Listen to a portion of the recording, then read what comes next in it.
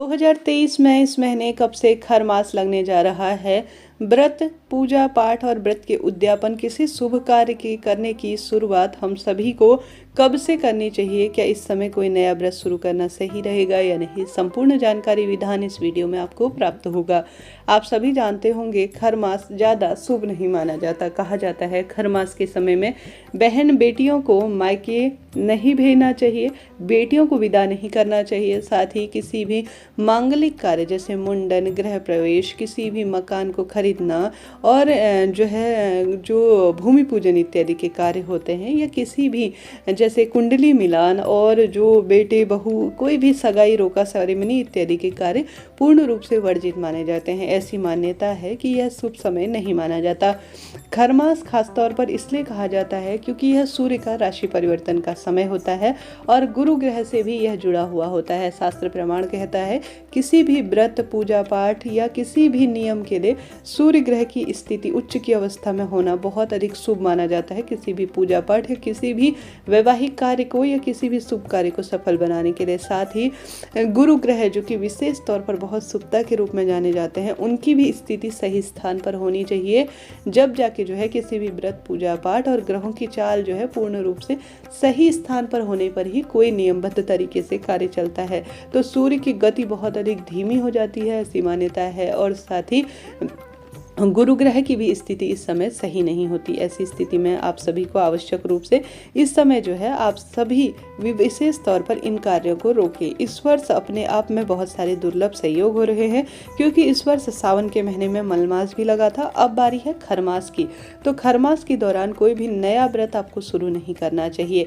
किसी व्रत का उद्यापन इत्यादि भी खरमास के दौरान मात्र 1 महीने की बात होती है, रोक देना चाहिए, ऐसा शास्त्र प्रमाण कहता है। यह सही समय नहीं माना जाता। ऐसी स्थिति में आप सभी खरमास के दौरान कोई भी नया व्रत शुरू करने से या जो मैंने पूर्व में आपको कार्य बताए हैं स्वयं को रोकने का प्रयास करना चाहिए। हाँ, कोई जो है इन चीज़ों को नहीं मानता है उसकी बात अलग है, परंतु सनातन धर्म को जानने समझने वाले तो ये सभी व्यक्ति जो है इन नियमों का पालन करते हैं। खरमास उतना शुभ समय नहीं होता किसी भी शुभ कार्य को करने के लिए। तो ऐसी स्थिति में इस वर्ष कब से खरमास शुरू होने जा रहा है? अगर आप अभी मैं पहले से ही वीडियो बना रही हूँ, अगर आप कोई नया व्रत शुरू करना चाहते हैं, पशुपति व्रत, प्रदोष व्रत, अब इस अगहन माह में जो गुरुवार आएंगे वह, या वैभव लक्ष्मी व्रत, सोमवार या कोई भी व्रत, पूर्णिमा इत्यादि के व्रत, अभी बहुत शुभ समय है। आप बहुत सुंदर भाव से बड़े प्रेम पूर्वक तरीके से शुरू करते हुए इन्हें नियमबद्ध तरीके से करें। बहुत शुभ समय यह माना जाता है। इसके बाद खरमास जब मैं समय बताने जा रही हूँ उस दौरान कोई भी नया व्रत, नया कार्य न शुरू करें। इस बारे में पूर्ण रूप से आप सभी ध्यान रखें। अब 2023 में खरमास कब से शुरू होने जा रहा है जरूर से ध्यान रख लीजिए। 16 दिसंबर को सूर्य देव धनु राशि में प्रवेश करेंगे, जिससे कि खरमास शुरू हो जाएगा। और जब धनु राशि से मकर राशि में प्रवेश करेंगे तो वह दिन मकर संक्रांति का होता है। उस दिन तक खरमास समाप्त हो जाता है। इस साल 16 दिसंबर से 15 जनवरी 2024 तक, ठीक है, खरमास रहेगा। 16 जनवरी 2024 को मकर संक्रांति के दिन खरमास का समापन होगा। अभी हाल में जो 16 दिसंबर आ रही है उस दिन से खरमास आरंभ हो जाएगा। तो उससे पहले पहले कोई नया व्रत, कोई मांगलिक कार्य, कुंडली मिलान, रोका सेरेमनी इत्यादि और कोई नया व्रत शुरू कर लीजिए पूर्ण रूप से। उसके बाद कोई भी व्रत शुरू नहीं करना चाहिए, शास्त्रों में यही वर्णित है। तो इन चीज़ों का आप सभी ध्यान रखते हुए कार्य कीजिएगा, तभी आपके व्रत, पूजा पाठ सफल हो पाएंगे। कई बार प्रश्न आते हैं कि हमारी पूजा पाठ आराधना सफल नहीं हो पा रही है। तो देखिए, शास्त्रों में अगर आप मानते हैं इन चीज़ों को तो उनमें कोई चीज़ें वर्णित होती है।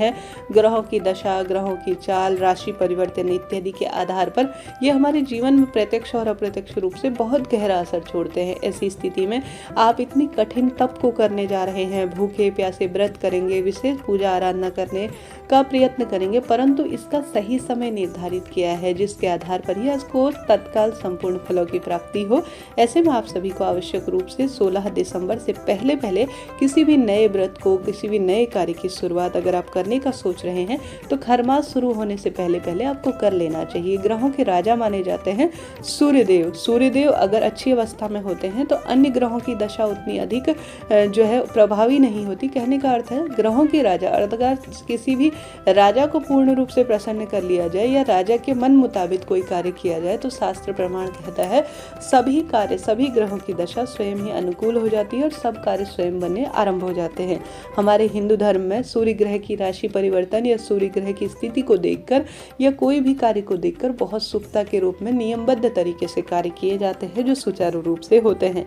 तो आप सभी को 16 दिसंबर से पहले पहले कोई नया व्रत शुरू कर लेना चाहिए ताकि आप भगवान की भक्ति को पूर्ण रूप से समाहित कर सके। कोई नए कार्य की शुरुआत भी, जैसे नए ग्रह का प्रवेश हो गया, नए ग्रह की जो है नींव पूजन इत्यादि हो गया, इन कार्य को शुरू कर लीजिए आप पहले से और इन्हें कंटिन्यू करते रहिए। देखिए जो चलता हुआ कार्य आ रहा है पहले आप शुरू कर लेंगे तो उन्हें नियमबद्ध तरीके से पूर्ण रूप से आप कर लेंगे तो कोई दिक्कत नहीं, उनका पूर्ण फल आपको प्राप्त होगा। हाँ, उस दौरान कोई नया व्रत शुरू ना करें, उससे पहले व्रत शुरू करते हुए कंटिन्यू करें, पूर्ण फलों की प्राप्ति होगी। खरमास में नया व्रत शुरू नहीं करना चाहिए परंतु पूर्व में चला आ रहा व्रत आपको परिपूर्ण रूप से करना चाहिए। ठीक है, खरमास के दौरान खास तौर पर गुरु ग्रह की मजबूती के लिए कुछ कार्य करने चाहिए। साथ ही इस खरमास के दौरान सूर्य नारायण भगवान की विशेष सेवा अर्चना करने का प्रावधान शास्त्रों में कहा गया है। इस दौरान भगवान सूर्य नारायण को तांबे के जल के लोटे के अंदर खूब सारा जो है गुड़ मिश्रित कर साथ के साथ लाल फूल मिश्रित कर तांबे के लोटे से सुंदर भाव से जल समर्पित करना चाहिए। साथ के साथ गुरु ग्रह मजबूत बनाने के लिए हल्दी का दान करना चाहिए। केले वृक्ष का पूजन बहुत शुभता के रूप में जाना जाता है। तो जितना संभव हो आप सभी इस नए व्रत के दौरान नए पूजा आराधना में रविवार के व्रत शुरू कर सकते हैं। अगहन माह शुरू हो चुका है, पवित्र जो है पावन महीना, तो रविवार के व्रत शुरू कर सकते हैं, गुरुवार के व्रत शुरू कर सकते हैं, लाभ ही लाभ है। तो आप सभी पूर्ण रूप से इस महीने अपने जीवन को सुखमय बनाने, दुख दरिद्रता का नाश करने के लिए खूब सुंदर तरीके से सूर्य नारायण भगवान का विशेष मंत्र का जाप करें। खास तौर पर अगहन महीना अर्थात मार्गशीर्ष महीना जाना जाता है भगवान श्री कृष्ण की पूजा करने के लिए, माँ तुलसी की पूजा करने के लिए, सूर्य नारायण भगवान की आराधना करने के लिए। तो इस महीने जितना संभव हो प्रभु स्मरण, ध्यान इत्यादि में अपना ध्यान केंद्रित करें। खूब सुंदर तरीके से दीप दान, अन्नदान, जल दान, वस्त्र दान इत्यादि का जो है खूब सुंदर तरीके से दान इत्यादि करें। साथ ही विष्णु सहस्त्र नाम इत्यादि का पाठ करते हैं तो भी बहुत शुभता के रूप में जाना जाता है। इस दौरान गर्म कंबल, गर्म जुराब या गर्म कोई से भी वस्त्र अपनी क्षमता सामर्थ्य अनुसार किसी भी गरीब जरूरतमंद व्यक्ति को दान करें ताकि आपको परिपूर्ण फलों की प्राप्ति हो। श्री कृष्ण भगवान के, जो कि श्री हरि विष्णु के ही स्वरूप है, श्री कृष्ण स्वरूप की इस महीने पूजा की जाती है, अत्यंत इसका लाभ होता है। मार्गशीर्ष महत्व भी आप सुन सकते हैं, इसका भी अनगिनत लाभ कहे गए हैं। यह व्रत, यह महीना शरीर पर तेल लगाने इत्यादि के लिए भी जाना जाता है। थोड़ा सा ही सही, थोड़ा थोड़ा मात्रा में नियमित रूप से इस महीने तेल मर्दन शरीर पर करना चाहिए। काले तिल का ज़्यादा से ज़्यादा प्रयोग करना चाहिए। शिवलिंग पर समर्पित करना हो या सूर्य नारायण भगवान को समर्पित करना हो, पूर्ण रूप से नियमों का पालन करें। जीरा खाना अर्थात जीरा इस महीने वर्जित माना गया है और साथ ही गलत तरीके से कोई जो शास्त्र में वर्णित कार्य कहे गए हैं वह तो हर महीने निषेध कहे ही गए हैं। वीडियो उपयोगी रहा हो तो लाइक करें, शेयर करें।